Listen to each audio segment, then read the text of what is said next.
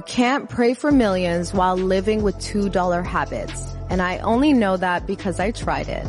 There was a time I was praying for breakthrough, praying for overflow, asking God to increase me financially, but still waking up late, still overthinking, and still winging it. Still acting like faith meant God will just work it all out, while I kept repeating the same inconsistent patterns. I was crying out to God to open doors, and He was waiting on me to get in position. Faith without work is dead, and I realized I was praying like a millionaire, but living like someone who didn't trust God enough to move with excellence. It wasn't a season of waiting, it was a season of avoidance disguised as faith. Everything changed when I stopped praying for success and started living like someone God could trust with success.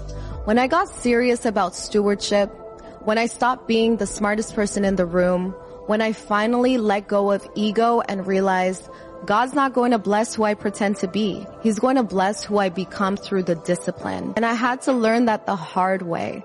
I was praying big prayers, but still living small, still showing up late, still ignoring the strategy, and still saying, God will make a way, when I hadn't even mapped one out. And God had to check me. Like, how are you asking for miracles with no preparation? You don't get to ask God for miracles, then keep living like your decisions don't matter. God heard your prayer the first time, but He's not going to drop a harvest in a field you refuse to plant in. So stop asking if He's going to come through. The real question is, will you come through? Because faith is what gets His attention, but action is what shows you are ready.